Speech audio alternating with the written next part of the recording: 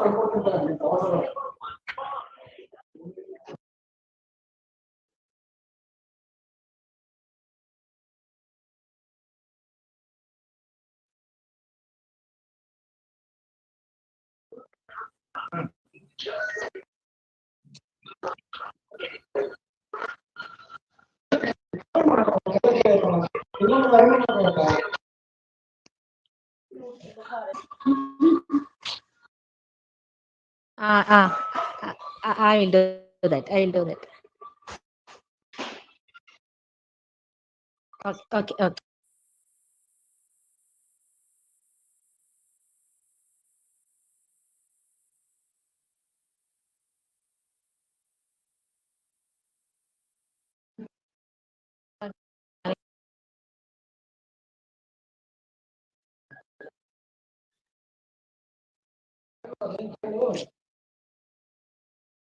Okay.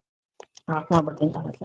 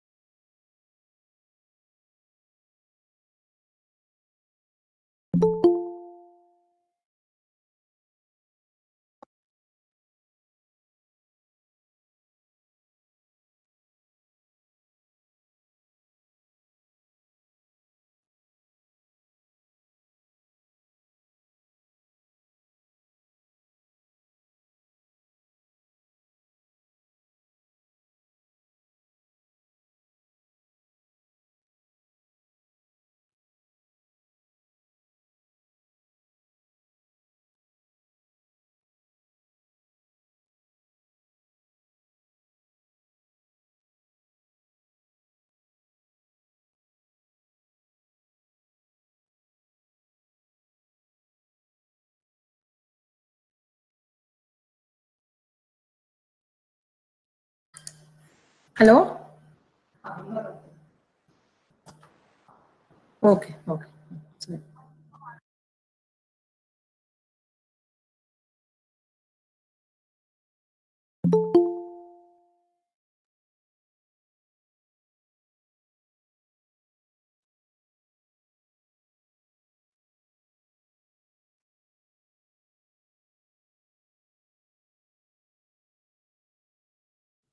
It is, sir.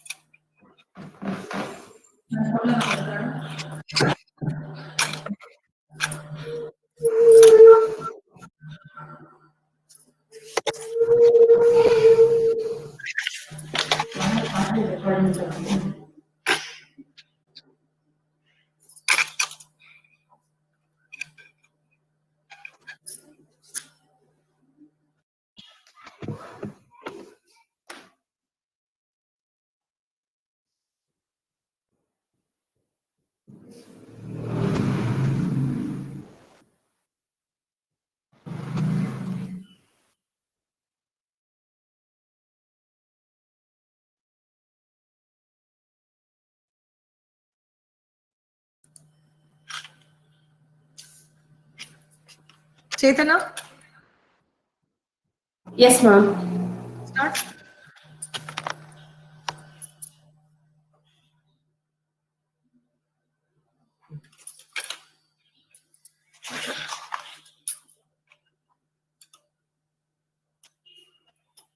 Good morning to one and all. Happy Mathematics Day to all. Today we are celebrating Mathematics Day as a mark of respect to the genius, great mathematician of India, Srinivasa Ramanujan. We are celebrating 133rd birthday of Srinivasa Ramanujan. On this occasion, we have organized a webinar of 3 days to know the history and achievements and also important applications of Ramanujan's work on modern science and technology. Today is the first day and first session, and I am very happy to invite you all to this session, and also I am happy to invite and introduce the resource person today, Dr. S. Balachandra Rao. I am very happy to introduce Dr. S. Balachandra Rao. He is my guru, and Dr. S. Balachandra Rao is former honorary director of Vijaya Bhavan of Gandhi Center of Science and Human Values. He served as honorary director of Gandhi Center for 15 years, and he retired as a professor and principal of National College Basavanagudi, where he served 35 years and taught undergraduate and postgraduate students and also guided students. Dr. Rao is honorary professor at the National Institute of Advanced Studies and former member of Research Council of National Commission for History of Science. Dr. Rao is also a former member of editorial board of Indian Journal of History of Science, INSA, New Delhi. Currently, he is a member of National Commission of History of Science, New Delhi, and a member of International Astronomical Union. Dr. Rao has been working on research projects in Indian astronomy under Indian National Science Academy, New Delhi since 1993. Among the various books authored by Dr. Balachandra Rao, the popular ones are Indian Mathematics and Astronomy, Some Landmarks, Indian Astronomy, An Introduction, Ancient Indian Astronomy, Planetary Positions and Eclipses, with programs, Aryabhatta 1 and History, Bhaskara 1 and his Astronomy, Indian Astronomy, a Primer, Eclipses in Indian Astronomy, Transits and Occultation in Indian Astronomy. Recently, Dr.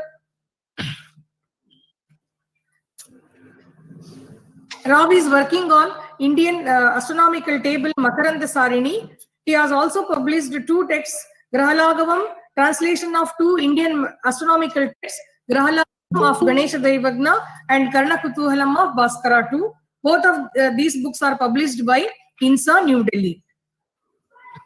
Dr. Rao presented an invited paper on Copernicus, Nilakanta Somayaji and Ganesha Daivagna, a comparative study in the science section of the 13th World Sanskrit Conference held at Edinburgh, Scotland in July 2006.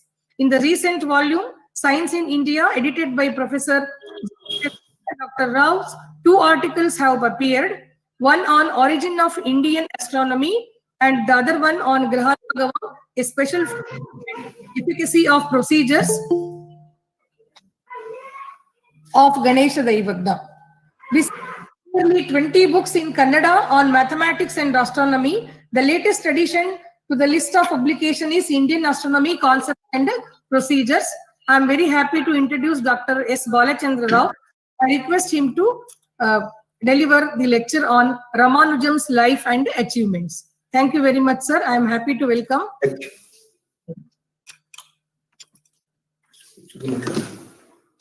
PPT hakla sir. PPT.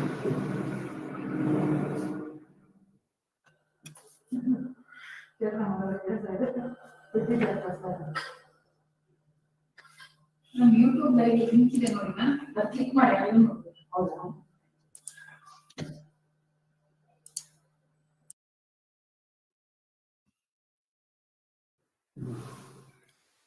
ವಿಂಡೋನಲ್ಲಿ ನಾನು ಕಾಣ್ತಿಲ್ಲಲ್ವಾ? ಹಾ, ಕಾಣಿಸ್ತಿರ್ತೀರಾ sir? Start ಮಾಡಿ sir. Friends, good morning to you and best wishes on this special occasion of the National Mathematics Day and Ramanujan's birthday. In my present talk, I shall try to project some episodes related to Ramanujan's life and also a bit of his mathematics. However, the 2 other learned speakers will elaborate more on his mathematical contribution, especially to the field of number theory and its application to artificial intelligence and things like that.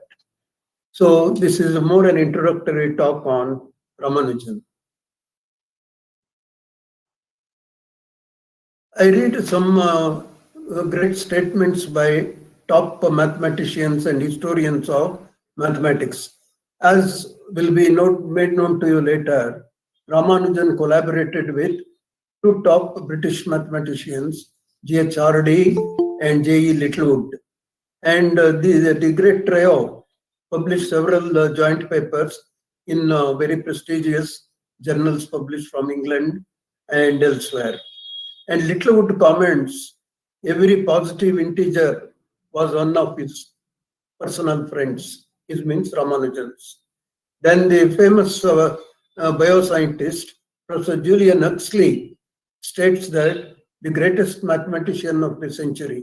He describes Ramanujan as the greatest mathematician of 20th century.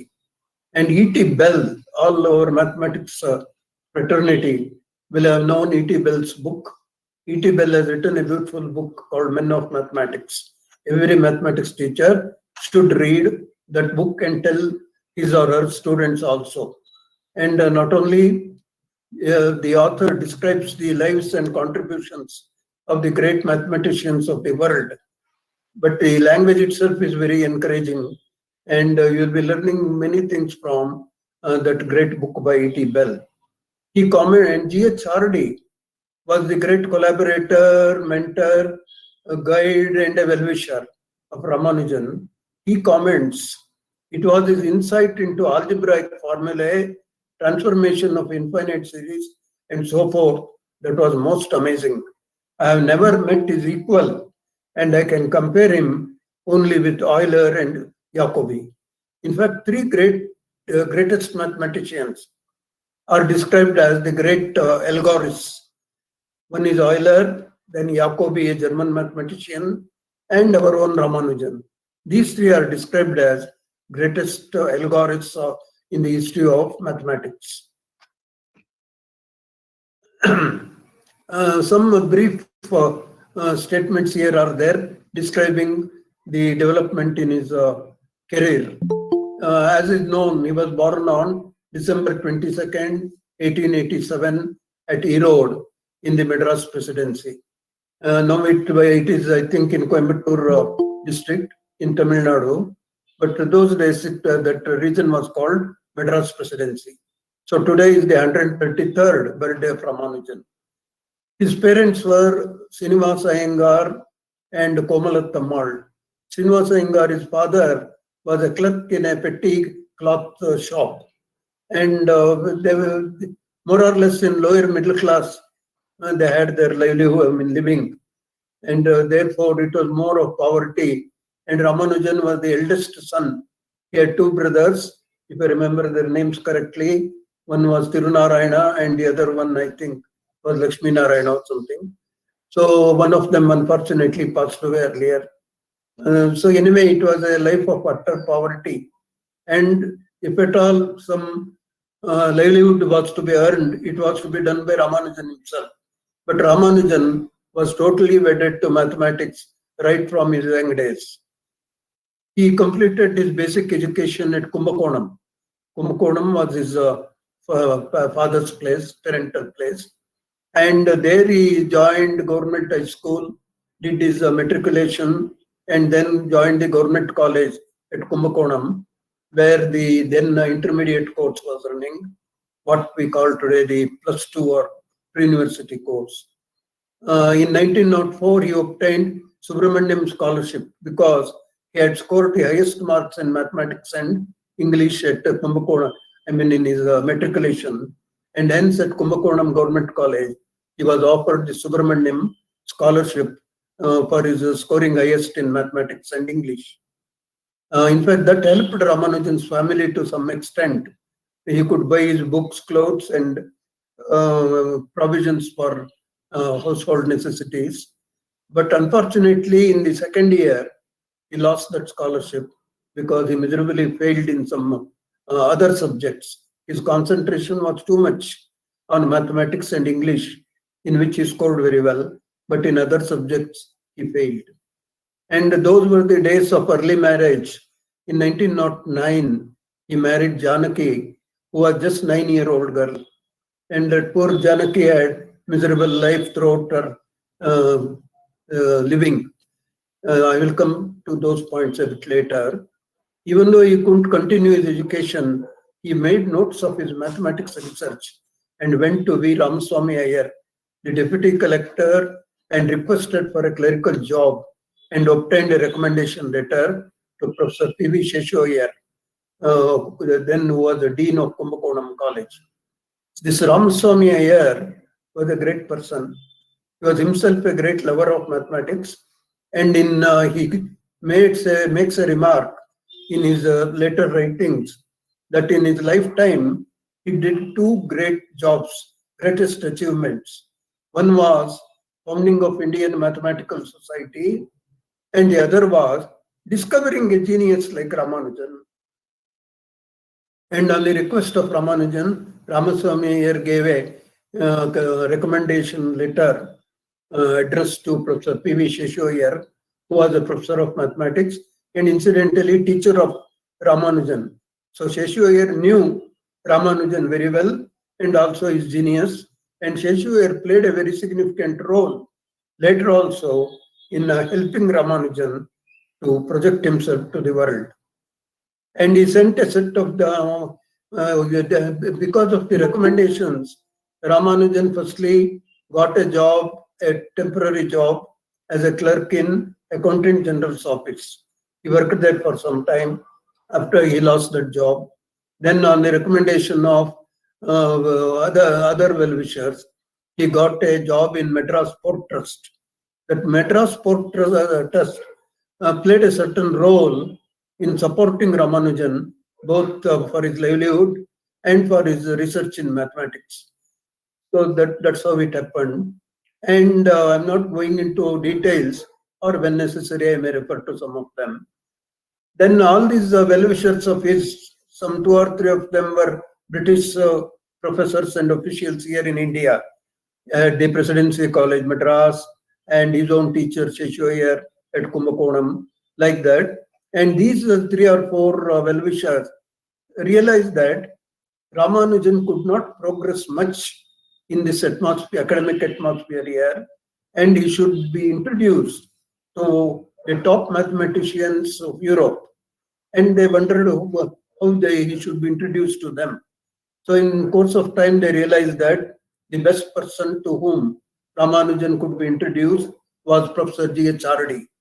Professor G.H. Hardy was already a popular mathematician over Europe, and he had established himself as one of the most remarkable researchers of the time. So they advised Ramanujan to address a letter to Hardy and send some of his results.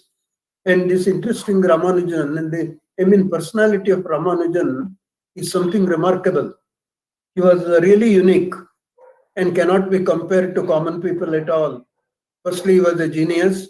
Secondly, his personal traits were something very interesting, sometimes ununderstandable.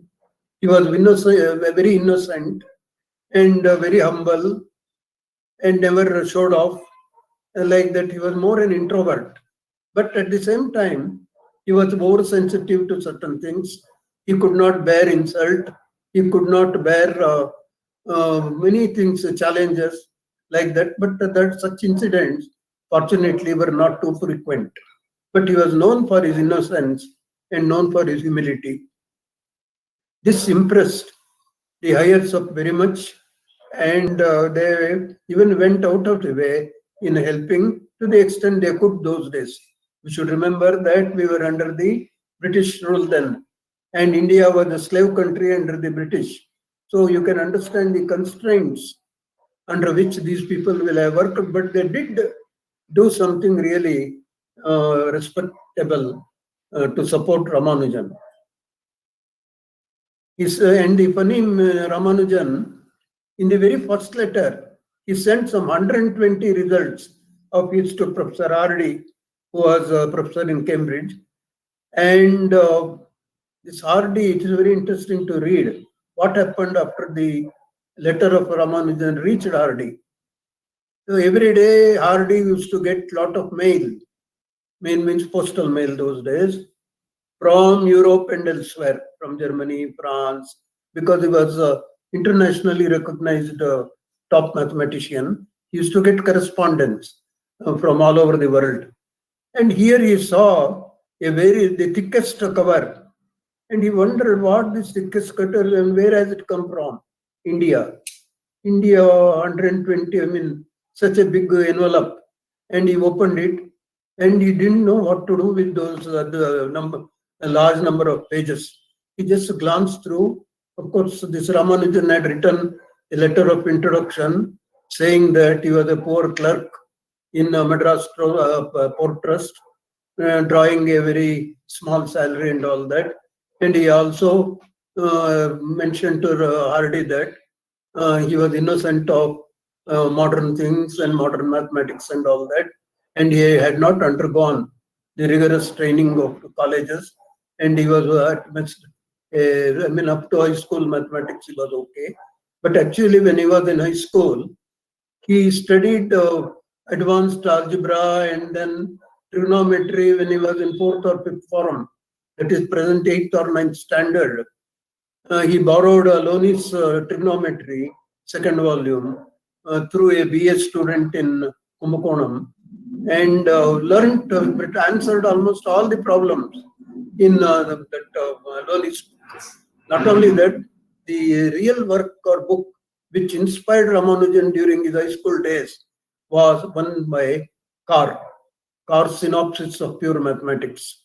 That so-called synopsis of pure mathematics contained only problems, advanced problems, just as today we have the IIT entrance examination books where problems are given like that.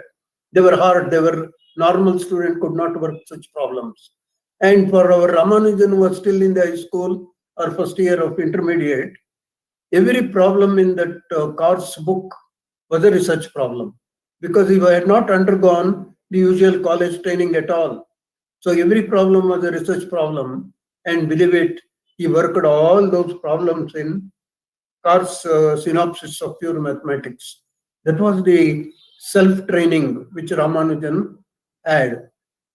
Then, as I told you, some 120 results he sent to RD. RD could not make out head or tail of what these results contained. And he handed over the envelope to Littlewood, asking Littlewood to go through and see what they were. And Littlewood really was simply wonderstruck, because he had not seen such results anywhere. Already there were top mathematicians in not only Britain, but mainly in France, Germany, and Italy, and such countries. And they had not done any such work. And but this Littlewood, and I mentioned that to RD. Then RD tried to go through the pages, and he was amazed. He wondered whether a boy in India could work such results at all, and whether they were really meaningful. At the first shock, he thought there must be some foolish results. But the beauty, charm, and symmetry in those infinite series and such results, as a good lover of mathematics, and the mathematicians by nature are lovers of logic as well as beauty in mathematics. So that symmetry and beauty in his results impressed RD intuitively that after all this boy must be correct. And they went through it, and they worked a Littlewood and RD, and found that some of the results were really startling. And some of them were similar things done in Europe by others. But poor Ramanujan had no knowledge of it. He was totally unaware of what was going on outside India, because he had no access to journals. So in Germany or France or Europe or the rest of Europe, what was happening, he did not know. And in fact, even in his high school days, or maybe in the intermediate class, he proved a very important result and showed it to P.V. Sheshu, I think. And Sheshu commented that this has already been done by Euler. And this Ramanujan felt so much bad, crestfallen and insulted. And he rolled that sheet on which he has worked and put it upstairs in his house. That's how that was more sensitive certain times. And these 120 results really startled our RD and Littlewood, and RD decided once for all that somehow we must get this Ramanujan to work in Cambridge. But then how to get Ramanujan to Cambridge was the next problem, because Ramanujan belonged to a very orthodox family, and his mother was too overbearing, and he could not go against the wishes of his mother either. And she believed that this Ramanujan was a boon from the goddess of their family, Namgiri, the goddess there, Namakkal, goddess of Namakkal. And poor Ramanujan was brainwashed so much, then he must have believed that his genius was a blessing by that goddess of Namakkal. It doesn't matter that is the brainwashing or training under which he grew. That apart, he was a hard worker. I'll come to those things a bit later. So RD somehow succeeded in getting Ramanujan to Cambridge in 1914. Incidentally, that was the year in which, unfortunately, the First World War started. And Ramanujan describes how bombing was done on Britain by Germany to his mother in Tamil. Next. This is Ramanujan's mother, Komalatammal. She was, as I said, very overbearing and very much possessive of her son. Every act of Ramanujan was to be dictated by his mother. That had a negative influence also, and the way she treated the young daughter-in-law who was just 9-year-old. And those are some of the tragic things in Ramanujan's life. Government, this is a photograph of Government Arts College, Kumbakonam. Now things must have developed there, improved. And Hardy comments that it is unfortunate that the government college in Kumbakonam lost the opportunity of claiming a brilliant product of their college by denying him admission second time due to attendance shortage. So this red tapeism started with the British people in this country, and unfortunately it continues now also. If Ramanujan is reborn, again same travails he will suffer. And then when he failed here in FA in Kumbakonam College, somebody advised him to go over to Madras and join Pachiyappa's college there. He joined Pachiyappa's college, but his health suffered, and in for the first time and joined Pachiyappa's college in Madras in the FA class again. After about 3 months, he fell ill and discontinued his studies. However, privately appeared for this FA examination in 1907.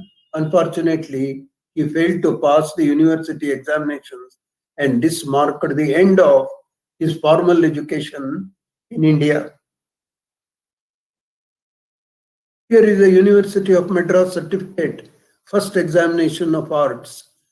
And some of those things are nice to see. We two together in the college. So a classmate of his, Hari Rao, reproduces the certificate of Ramanujan. I'm not going into those details. Some of the results of Ramanujan, of course, most of his later results, they honestly speaking pass above our heads, except those who have specialized in Ramanujan type of mathematics. The others cannot easily follow most of it. His concentration was mainly on partition theory, then divergent series, then elliptic functions and elliptic integrals, like that, most of which were uniquely his own results. Nobody else had proved it in Europe, though there were very top mathematicians those days. And the collaboration with Hardy and Littlewood helped further development in Ramanujan's work in those chosen fields. But these are some of his elementary results, which our high school and pre-university students can follow.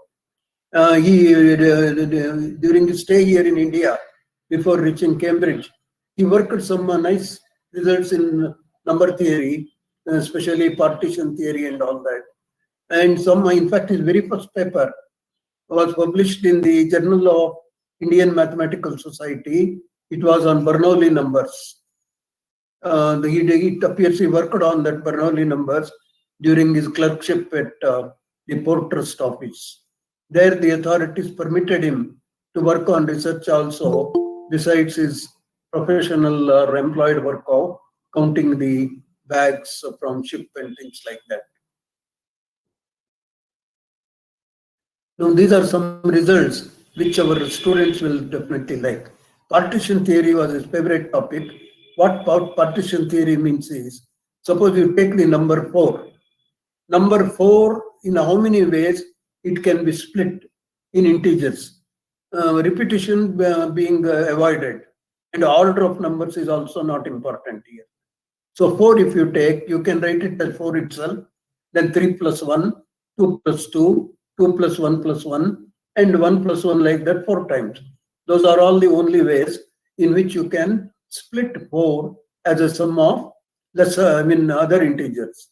So that is called partition of number 4. It is denoted by P of 4, and it is equal to 5, because there are 5 ways of doing it. If you take the number 5 itself, for example, you can write it as 5 itself, 4 plus 1, 3 plus 2, and all that. Totally, there are 7 ways. So we write P of 5 that is partition of 5, is 7. Of course, some brilliant students, even at high school level, by seeing these 2 or 3 results, may try to see a pattern there and try to generalize, but it may not be so good or correct. Often in number theory, what happens is certain results apparently are good for some lesser integers like 1, 2, 3, 4, 5, like that. But you can't generalize it. After some stage, it may break also. And in mathematics, even if one exception is there, the result will not be considered as a proved result or theorem. So until it is proved or disproved, it continues to be a conjecture. So these are his interesting results on what are called nested intervals, nested roots. Under the square root, there are many square roots. Square root within square root, square root within square root, like that. But in a very simple way, they can be worked out. So he gives such results. And pi was a very interesting constant for our Ramanujan. Pi has been of great interest to mathematicians thousands of years, and different approximations have been given even in our early Indian mathematical literature. In Shula Sutras, you see geometrical constructions which give result to the approximation to pi. And one of the sutras in Shula Sutra, in Apastamba or Baudhayana, says that the value, the construction given to square a circle or circle a square, the pi, value of pi is involved there. The author says that that construction is only temporary. It's not the final construction. Anityam, he says. So that is something conceptually great. As early as some 8th or 9th century BC, if an Indian author or a mathematician could make out that a geometrical construction was not accurate, was only approximate, and the construction itself is very simple. So that is the great genius of our Indian brain. And as our late Professor Ruddam Narasimha was often remarking, mathematics courses through the blood of Indians. So that seems to be true. And Ramanujan is the culmination of such an achievement. Here is Ramanujan's approximations. From various ways, he could get these approximations. It will not be possible for an ordinary student of mathematics to obtain such results. Several of them have given. The last one mentioned here, 355 by 133 into 1 minus and all that, is a very good approximation. And incidentally, Bhaskaracharya, the famous mathematician and astronomer of the 12th century, gives the approximation of pi at 355 by 133. And Ramanujan improved upon that by subtracting a bit, small bit from the coefficient 1. So he gives a reasonably good approximation through a simple expression. And there are many stories related to Ramanujan's student days. And later also, when he went to Cambridge, there are quite a few stories. How many of them are authenticated, I don't know. But some of them seem to be really true stories. And the book, The Man Who Knew Infinity by Robert Kenigal is really a good authoritative biography of Ramanujan. There are other works also on Ramanujan, and I have culled some material from these works. For example, when he was a student in middle school, his teacher told him that when a number is divided by itself, the answer will be 1. And Ramanujan's immediate question was, what happens if 0 is divided by 0? Of course, the teacher, we don't know whether he could realize the importance of such a question. But here, psychologically, a situation arises. One might think that Ramanujan asked this question deliberately, mischievously to embarrass the teacher. Not at all. Ramanujan was never a person of that type, for his young age, at that middle school class, this was a genuine question. At the same time, intuitively, he must have realized that 0 by 0 cannot be a number like as in other cases, 3 by 3 or 4 by 4 like that. 0 by 0 cannot be. And it is great for a boy of, I don't know how much age, 10 or 11 or 12 like that, without any formal, rigorous training, to intuit that 0 by 0 is something special. Of course, teacher, we doubt whether he gave any reply. Such stories are plenty. And it seems he asked a classmate, a senior boy, what is the greatest problem in mathematics? One of them told Ramanujan, Pythagoras theorem was the greatest result. And another fellow said that the share market calculations are the highest. I mean, you can excuse them because of their age and the class in which they were studying. Anyway, this Ramanujan was throughout curious to know greater and greater and greater things in mathematics. And as the biographer has rightly titled this book, is the man who sought to reach infinity in his own way. Maybe asymptotically he reached the infinity that way. And many such number theory related but comparatively elementary results we see in his notebooks. His habit was to write down whatever result he got into a notebook. So a collection of notebooks, and those notebooks played the greatest role in revealing to the world what Ramanujan was. So all those notebooks are now published by TIFR Mumbai in his own handwriting, and the one of the greatest works of Ramanujan is what is generally called the Lost Book of Ramanujan, Lost, L-O-S-T. That book was notebook was not available, but the editors and other well-wishers knew that there must be one more notebook of Ramanujan, which he must have marked during his days in Cambridge or even earlier perhaps. But that book was not to be easily traced. But ultimately, I think it was Andrew of Pennsylvania University who succeeded in tracing this lost notebook of Ramanujan in the Cambridge godown or storeroom or somewhere.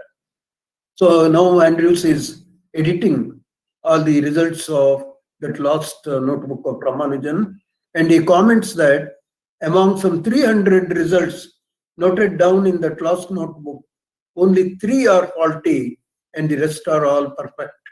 That is 1% error is there, which is excusable in the notebook, because Ramanujan was not in the habit of proving the results as we normally prove in our textbooks, because he was not trained that way. So he was more an algorist, would write down the results somehow as it occurred to his practiced intuition, and it happened to be correct. It is left to the future researchers to provide proofs for his results. If Ramanujan had spent all his time proving his result, we would have lost a Ramanujan. And in fact, Hardy himself comments that when Ramanujan arrived in Cambridge, the greatest problem with Hardy was how to train up this Ramanujan, because he found that while Ramanujan worked or gave out results of the highest research level, he was totally ignorant of elementary results. While he worked on elliptic functions and elliptic integrals, this Ramanujan was not aware of Cauchy's theorem. So how to train up this man?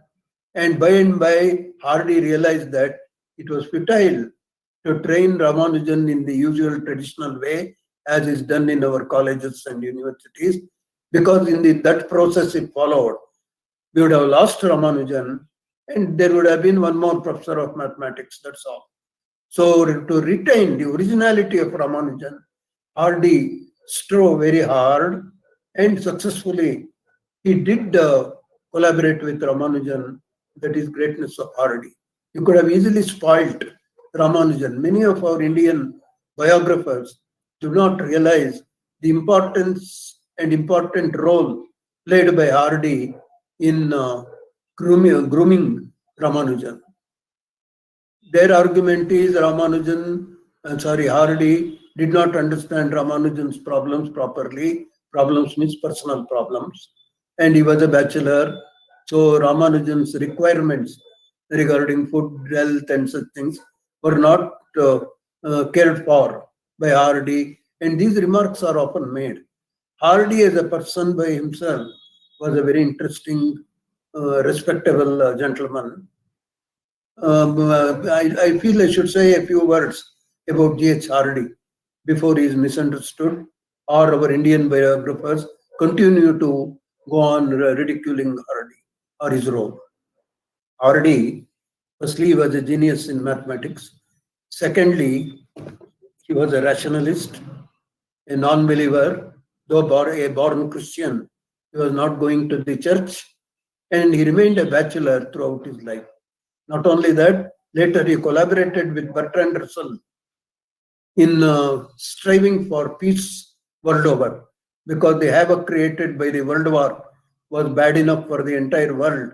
And Einstein, Bertrand Russell, and such great thinkers came together to appeal to the heads of the states not to indulge in any war anymore. We can't see millions of people dying for no good reason. And Hardy joined his hands with Bertrand Russell and Einstein and others. So that is a significant role played by Hardy. At the same time, he was very sympathetic to Ramanujan's requirements. And he describes how Ramanujan was very orthodox, traditional. He used to prepare his own food. And those who have enjoyed the hospitality of Ramanujan vouch for Ramanujan's expertise in cooking also. He was a typical Iyengar who prepared very good puliyogre and then sakre pongal, rasam. The proprietor of the Hindu newspaper mentions all that. Not only that, the famous statistician Mahalanobis was a contemporary of Ramanujan at Cambridge, and he used to be a guest rather frequently on Sundays for Ramanujan's lunch. And Mahalanobis also praises Ramanujan's expertise in cookery. I'm going to narrate an incident a bit later, how Ramanujan was sensitive and all that. So this is beside the point. I was mentioning about this next. The number of prime numbers between 4 and 1,166 of which. So is another, apart from partition theory, another great problem that with which Ramanujan was obsessed was about prime numbers. And many great workers in the field of number theory have spent their lives to arrive at a single formula which can generate all prime numbers. Unfortunately, up to this day, I don't think there is a single formula which can generate the prime numbers. But other estimates they have done. For example, if you give a big positive integer, how many prime numbers are there less than that number? That sort of thing, asymptotic approximations are given by some mathematicians. And Ramanujan showed some of the results which are listed here, giving prime numbers, and they are of what pattern. So he mentions them. Magic squares, when he was here, a high school student, one more thing which thrilled our Ramanujan was working on magic squares. And you can see his beautiful handwriting in English. He was very good in English, and his handwriting also is beautiful. And many interesting results he has given on magic squares. And I'm happy and proud to mention that I and my co-authors have authored a book in Kannada on magic squares published by Navakarnataka Publications. There we do mention about Ramanujan's work on magic squares, as also what the earlier Indian authors have contributed to magic squares. There is a book in Sanskrit called Ganita Kaumudi by one Narayana Pandita of the 14th century. In that, I think 1356 or so. So in that book, Ganita Kaumudi, for the first time, we find an elaborate discussion of magic figures, not only magic squares, even magic circles, with many other shapes. And he describes the method also. And a very good Japanese mathematician got his PhD working on Ganita Kaumudi's text itself, as also on magic squares. It's all interesting. And I would suggest to my mathematics fraternity to take up a study of all these things and to inspire their students. Otherwise, they think India has done nothing in mathematics and they speak of only Galois, Euler, Euclid, Abel, and those people. They were all great, it is true. But Ramanujan is equally great, or perhaps he excelled all of them. But even before Ramanujan, as I mentioned, there were great workers and geniuses in this country, like Aryabhatta, Brahmagupta, Bhaskaracharya, and the top Kerala mathematicians, Nilakanta Somyaji, Parameshwara, Madhava. And incidentally, I may mention that for the first time in the history of mathematics, the infinite series are discussed by Madhava of Kerala some 300 years before Newton and Leibniz invented calculus. Even before them, we have references in our astronomical texts where our authors, as early as 10th century, Manjulacharya, mentions instantaneous angular velocity for the moon and even gives the method to calculate instantaneous angular velocity. Until then, they were using average velocity. Here is a genius. And those are all intuitively arrived results because calculus was not yet formally invented. But for one who is totally absorbed in his or her work, be it in mathematics or experimental science or music or literature or sports, intuition develops naturally. It is not a boon by any god or goddess. Individually, one can develop it if one completely gets absorbed in one's work or of specialization. So magic squares is something which interested Ramanujan for some time. Is next. Here is Ramanujan magic square, and this is a square in which the first row tells you the date of birth of Ramanujan, 22nd December 1887. So the magic square is filled there, and you'll see that the magic sum is 139, whichever way you add, I mean horizontally, vertically, or diagonally. In fact, there is a method by which it can be done. And as I mentioned earlier, Narayana Pandita in his Ganita Kaumudi discusses different methods of constructing magic squares, like odd order, even order, and like that. And a mathematician in Europe has worked out a magic square of prime numbers only. Prime numbers do not obey like other numbers any simple rules. In spite of it, that mathematician succeeded in getting a big magic square of prime numbers only. So many brainy contributors have been there in the world, and Ramanujan belongs to that galaxy of top contributors to the field.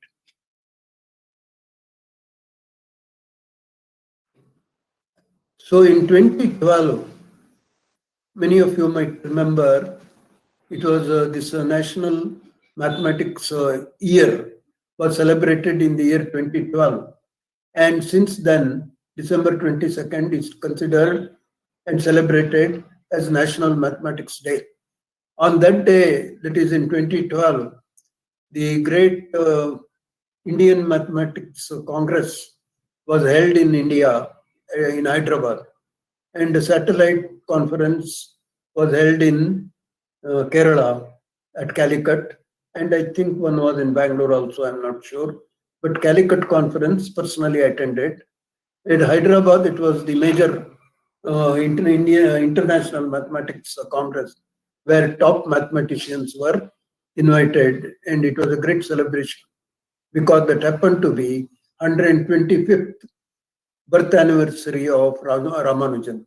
And here is a magic square to celebrate that particular day, 22nd December 2012. Here the magic sum is 66. This is on elliptic integrals. His real specialization of later contribution was on elliptic integrals and elliptic functions. He gives many interesting results, and it must have been a tough task for his editors to prove these results. But somehow he could intuit such results which were absolutely correct. And he had to go to a bit of elementary result. He gives many approximations for the circumference of an ellipse. For those who have worked in the field, it's known that the circumference of an ellipse cannot be easily obtained in a simple form as you have for circle. For circle, the circumference is 2 pi r. Such a simple formula you can't have for ellipse. The ellipse is also a closed curve like circle. And incidentally, it is the Indian mathematician Mahavira, a Jain mathematician of the 9th century from our Karnataka, was the first in India to give an approximate formula for the circumference of an ellipse. And one of my colleagues has prepared a paper highlighting Mahavira's contribution on the circumference of an ellipse. And we find that Mahavira's expression gives result almost close to Ramanujan's approximation, and in fact close even to modern values which you can get by using the infinite series. For example, the hypergeometric series and things like that. Of course, that was hypergeometric series was one of the favorite contributions of Ramanujan, and also the summability of other divergent series. This is from a book on Ramanujan. Some enthusiast long back published this Ramanujan book called Letters and Reminiscences. It's an excellent book. And Ramanujan used to play that sort of game shown there with his mother. He was a very good companion for his mother. And partly he inherited a lot of intelligence and knowledge of literature and our scriptures from his mother. And Ramanujan had a remarkable memory. It seems all the dhatus and shabdas in our Sanskrit grammar he could recite easily. So also the religious literature of Bhagavad Gita, Upanishads, Tirukkural and things like that. So that general intelligence and knowledge Ramanujan was really rich in, apart from his total dedication to mathematics. Here is Janaki Ammal, who was Ramanujan's wife. As I mentioned earlier, hers was a very tragic life. She married at the age of 9 and grew under the thumb of her mother-in-law, who was perhaps rather harsh. And this innocent girl had a really terrible life, because somehow the mother took care to see that Ramanujan and his wife could not be together. And when Ramanujan left for Cambridge, once when Janaki Ammal wrote a small letter to her husband in Tamil, the mother-in-law discovered that and tore off that letter. So there was no communication between Ramanujan and his wife or mother for a long time. And that lady lived for more than 90 years. She was born in 1900. And as I remember, she passed away somewhere in 1994 or so, living for 95 long years and widowed for some 7 decades, I think. And she had no livelihood. She took to tailoring and all that, and no caretakers. She lived with her brother for some time, who passed away. Later on, she adopted some youngster, and he took care of Janaki Ammal. But later on, the government of Madras financially helped her, I think, to some extent. And Professor S. Chandrasekhar also contributed to take care of her. They were all, they did their what best they could at that time. But this lady was a lady of great willpower and lived up to 94 years. This is Senate Hall of the University of Madras. Because Madras University in the later years of Ramanujan played a significant role. On the recommendation of his well-wishers, the Registrar of Madras University took a decision to sanction a special scholarship of 250 pounds, I think, no, 250 rupees to Ramanujan those days, though Ramanujan was not formally a student of Madras University or of Presidency College, but still the university took a decision to grant him a special scholarship of 250 rupees per month. Some details I don't remember now. And also, when it was decided that he should go over to Cambridge, the travel expenses, those days they had to use the ship and it would take more than a month to reach the destination. And for his expenses, Madras University bore that travel expense. And Ramanujan requested the authorities of Madras University to see that in his monthly scholarship, some 60 rupees cash was to be sent to his old parents who were in Kumbakonam. So that much care and concern he had for his parents. On the question of Professor Sanjana. So in that Indian Mathematical Society's journal, there used to be very good articles of top level and often problems or challenges thrown by working researchers like Professor Sanjana, and there were some Pillai, SS Pillai also. So they were giving some challenging problems, and here was our Ramanujan who would give solutions to all such problems, and they were of very varied mathematical interest, number theory as well as other branches. But here was Ramanujan who used to reply those, and he also would contribute problems to the Journal of Indian Mathematical Society. As I mentioned earlier, it was founded by Ramaswamy Iyer. This is Narayana Iyer, manager of the board trust, who strove hard and succeeded in getting recognition for Ramanujan in mathematics world. So this man, Narayana Iyer, encouraged Ramanujan when he was employed at the Madras Board Trust.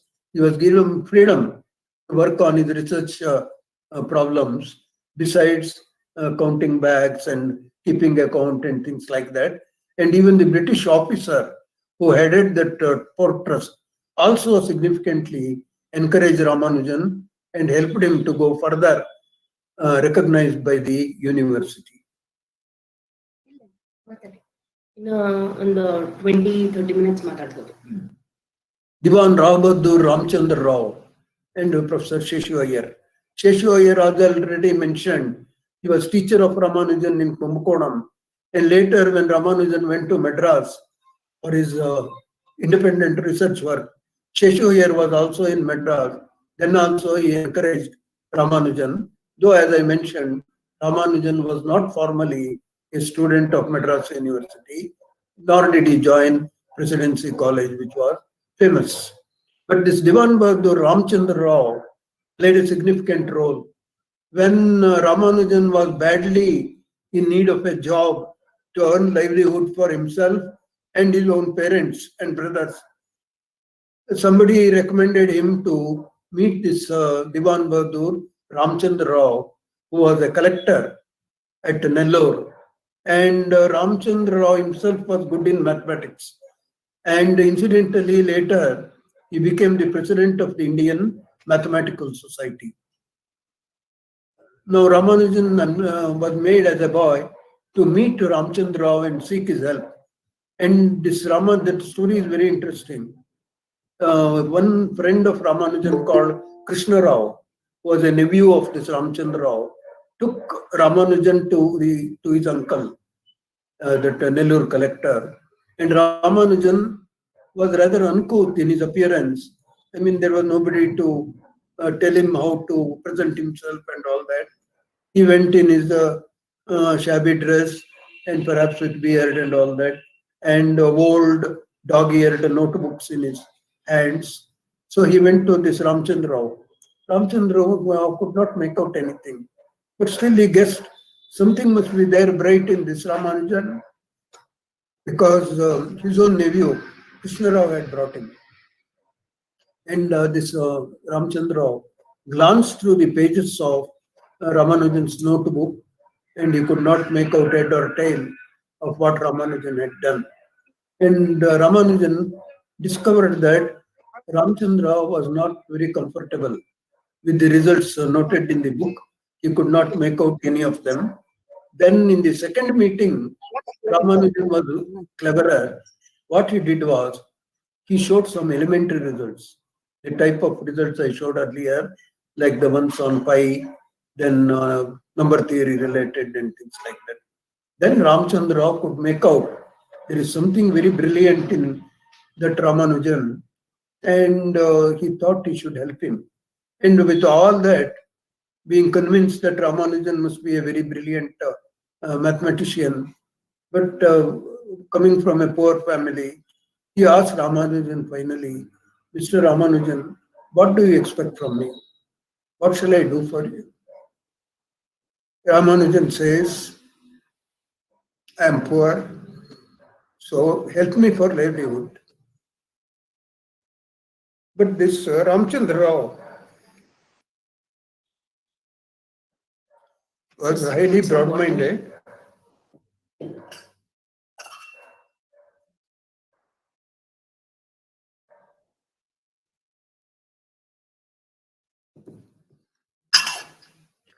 He told Ramanujan, see, it is not difficult for me to get you a job.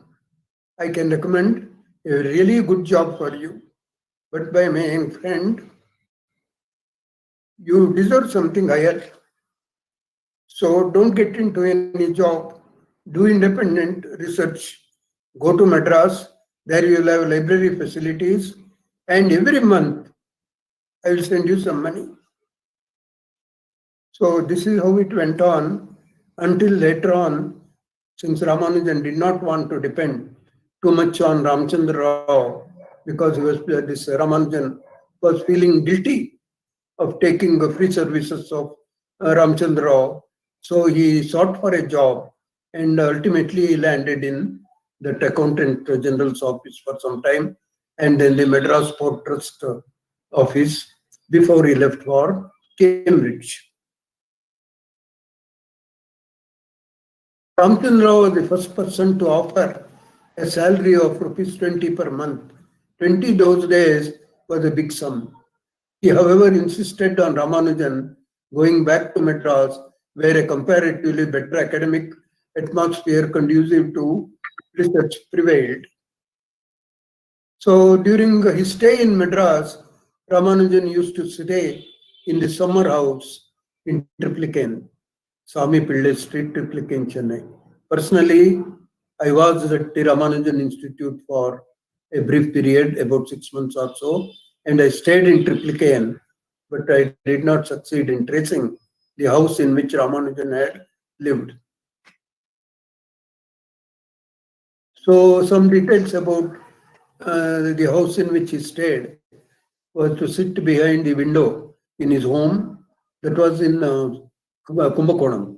So he used to sit, there is the bench shown near a window, and Ramanujan used to sit on that bench and peep through the window or allow the air to ventilate. But that was his favorite seat, behind the window in his home, and do all his school-related work there. Even today, that house is maintained at Kumbakonam, and there is a tablet mentioning that Ramanujan lived there. It is the house. Of course, it is somewhat modernized and painted and all that. Here are some great British officials who helped Ramanujan. Here is Francis Spring, who was chairman of Madras Port Trust. With the help of Mr. Narayana Iyer, Ramanujan secured Class 3 grade clerical post in the account section of Madras Port Trust. He had from then on his lifelong support from Sir Francis Spring, the chairman of Madras Port Trust, and a closer contact with Mr. Narayana Iyer. Ramanujan's entry into Port Trust on March 1st, 1912 is a turning point in his career. Later that year, Janaki, who came of age, joined Ramanujan, his mother and his grandmother in a house in Shivamuttaya, Mudali Street, Georgetown, in Madras.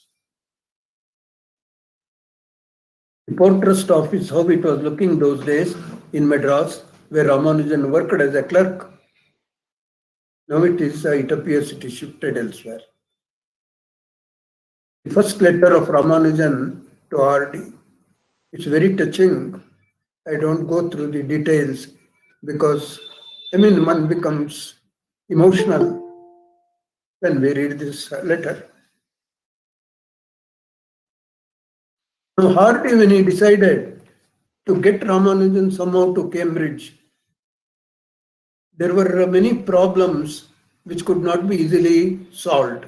The major problem was that Ramanujan belonged to a very orthodox family, and those days Orthodox people were not allowed to cross the sea.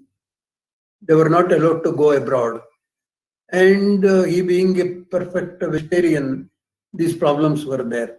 More than all that, his mother was the stumbling block. She did not want Ramanujan to go away from her. So she somehow prevented Ramanujan from obliging Hardy's invitation. But Hardy was not a man to give up that easily. His colleague Neville, E.H. Neville, visited India to give a series of lectures at Madras University. And this Hardy prevailed upon Neville somehow to get Ramanujan, to contract Ramanujan and persuade the concerned people to see that ultimately Ramanujan should reach Cambridge. And Neville really succeeded. Contribution of Ramanujan is widespread in the fields of so many fields. Bernoulli numbers it started with, then divergent series, continued fractions, elliptic modular equations, highly composite numbers, Riemann-Zeta functions, partition of numbers, and finally, when he was virtually on his deathbed, Ramanujan still researched in a new field called mock theta functions. Actually, apart from a few elementary ones, most of the contributions of Ramanujan belong to a higher realm of mathematics that is often referred to as higher mathematics. But the most significant contributions are Ramanujan's prime, Ramanujan theta function, Ramanujan's Soldner constant, Ramanujan sum, etc. And when he left for Britain, Ramanujan was looking like this. He was plumpy, short in stature, and of course his normal dress was not this, like a typical traditional orthodox man. He used to live, wear dhoti and all that, and he had tucked and not the crop like this. Then the typical Sri Vaishnavite mark on his forehead, all this. But his friends prevailed upon Ramanujan. When he could have gone like that to Britain, many traditional Indians have gone to America and England in the traditional dress only and lived like that. But those were some peculiar days.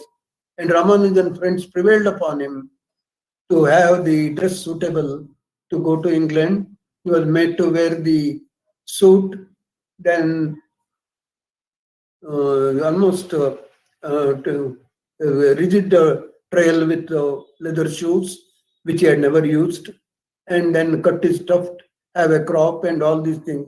Naturally, Ramanujan must have felt very uncomfortable, but with this discomfort, he had to live, and he lived like that in Cambridge for 5 years. Some of the achievements of Ramanujan independently discovered results of Gauss, Kumar, and others on hypergeometric series. Ramanujan's own work on partial sums and products of hypergeometric series have led to major developments in the topic. His most famous work was on number P of n, that is partitions of an integer n into some ends. Srinivasa Ramanujan was a mathematician par excellence. He is widely believed to be the greatest mathematician of 20th century.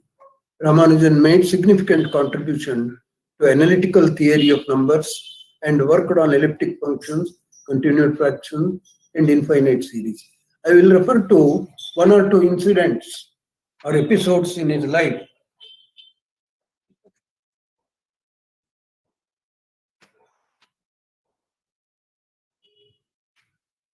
Episodes in his life. Apart from being a genius in mathematics, and apart from his special traits of being humble, unassuming, and all those things, and very loyal to his teachers and others, he had some peculiar personal traits also. For example, he was oversensitive and sometimes temperamental. So I will refer to one or two such incidents. I'm not going further into his mathematics because two other speakers are there who will be speaking on his mathematics. Here is Professor G.H. Hardy. G.H. Hardy, who groomed the academic life of Ramanujan. And even after passing of Ramanujan, Hardy projected Ramanujan as the genius of the century in his international conferences. As I said, I don't go into further details. I will mention only two incidents showing what sort of personal life Ramanujan led when he was in Cambridge. He was there for 5 years, nearly 5 years, from 1914 to 1918.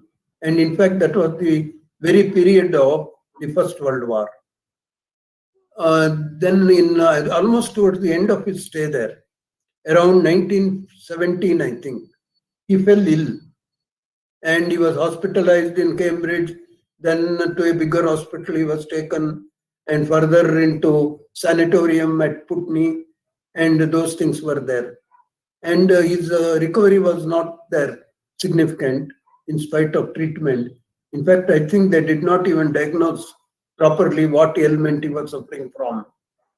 So in spite of all that, he was busy throughout, working out his own research problems. And around 1917, he was so much mentally depressed.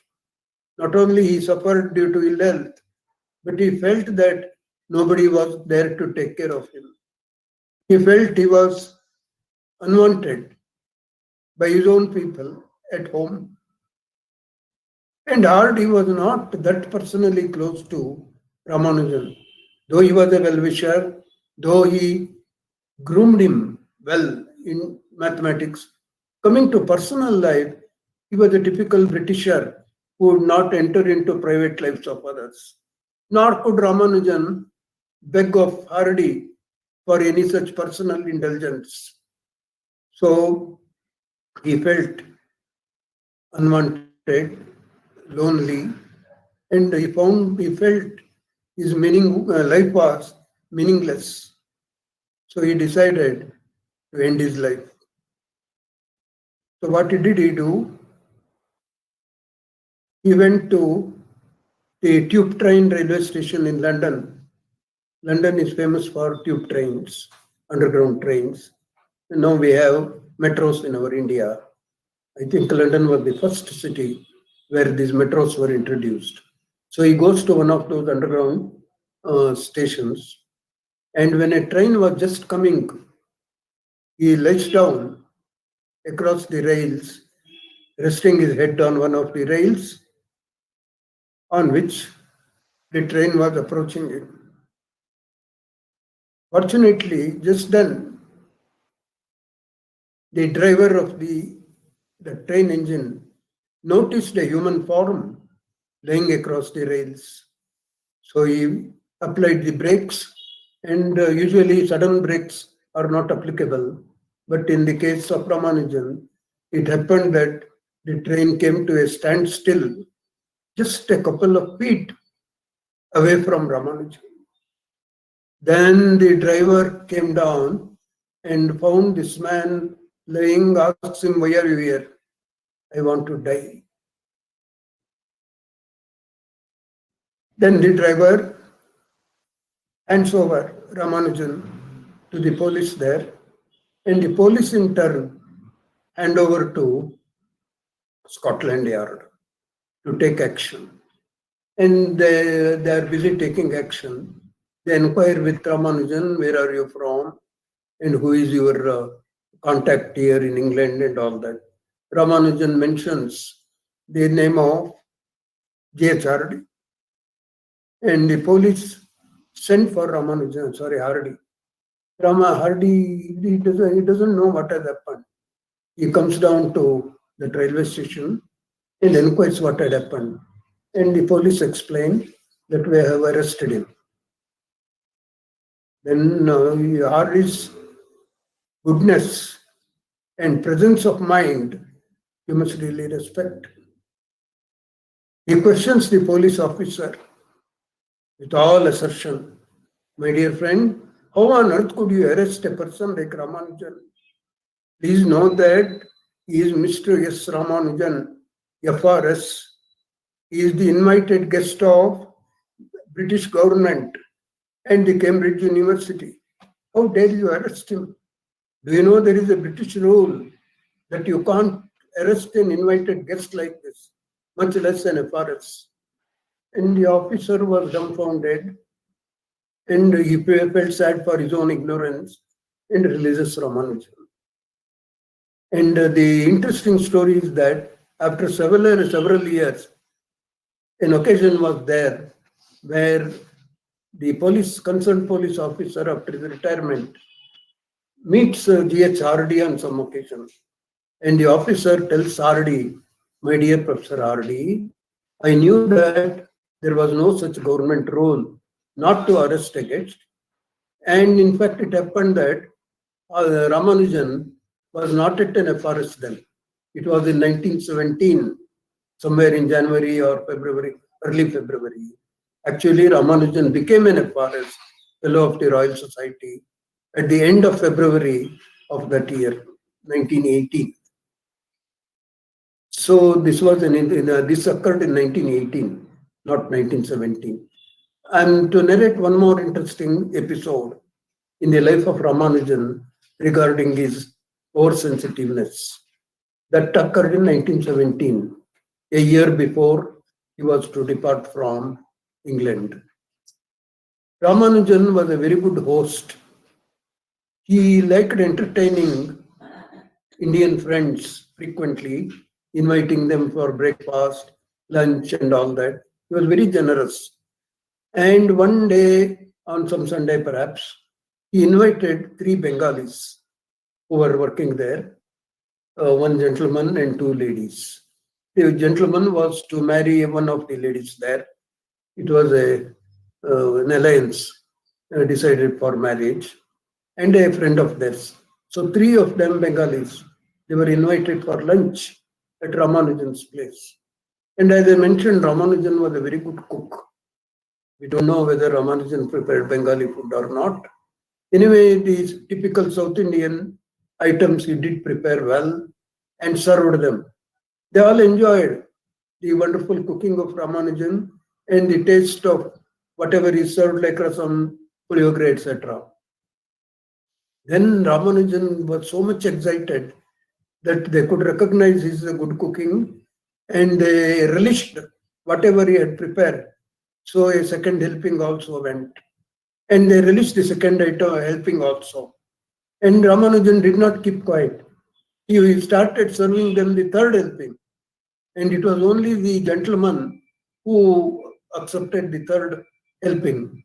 He was Jnanesh Chandra Chatterjee. Jnanesh Chandra Chatterjee.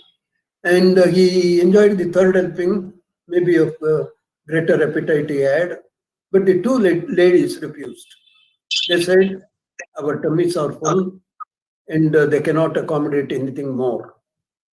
And Ramanujan went away. And these Bengalis went on discussing among themselves, their mutual problems, issues, etc., both in Bengali and English. and they totally forgot about Ramanujan, the host. After an hour or so, they suddenly remembered, where is Ramanujan? He was not to be seen.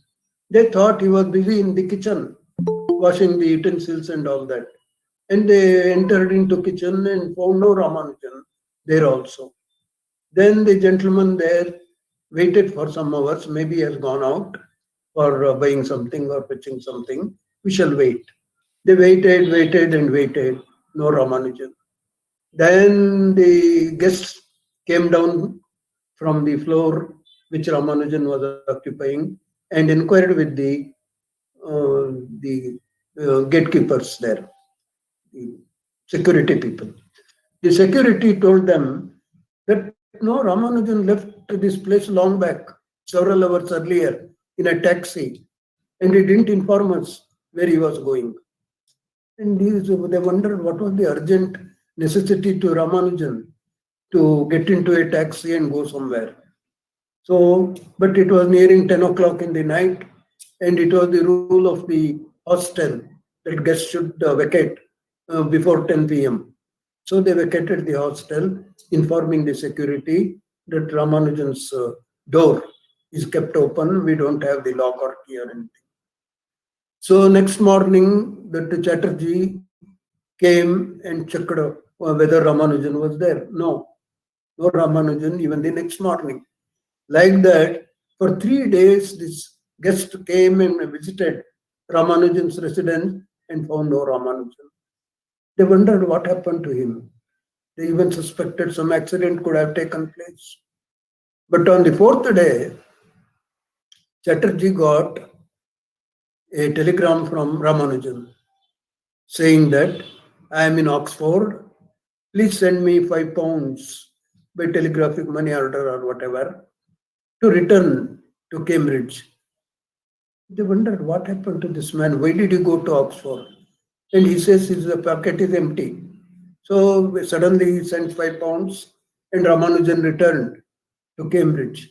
And this Chatterjee hurried to meet Ramanujan and ask of him what had happened to you, what was the urgency and all that. Ramanujan explained, sorry sir, I made you wait and become anxious for these days. What happened was, when I offered the eatables for the 3rd time, the 2 ladies refused. I made out that they did not relish what I had prepared. I took it as an insult. And I did not want to show my face to them. So I escaped. This was Ramanujan. Sometimes oversensitive. Somebody has commented that he did not have common sense. Why should he have gone for 4 days and all? See, you can't measure or assess such great people by the standards of common people. This was Ramanujan. I think I should end here. He will be introduced to his mathematical work in the later talks by here.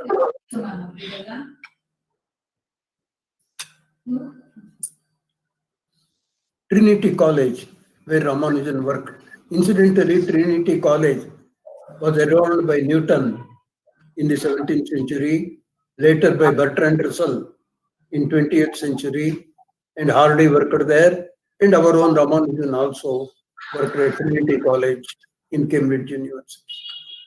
And after he was made for fellow of the Royal Society, Trinity College also made him a fellow somewhere in October and offered a fellowship of £250 a year for 6 years. But poor Ramanujan did not live that long. And Madras University offered him professorship. But he was not there. Sir.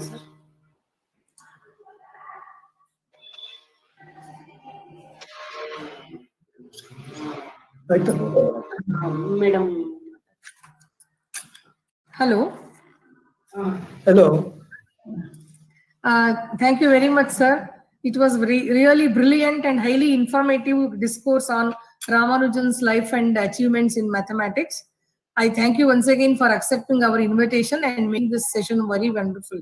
Thank you very much, sir. Thank you. Thank you. Thank you. I thank all the participants for taking active participation in the webinar. And I thank all my colleagues for supporting in arranging this webinar on Ramanujan's life and achievements to celebrate the birthday of Ramanujan. Thank you very much, sir. Thank you again. Thank you.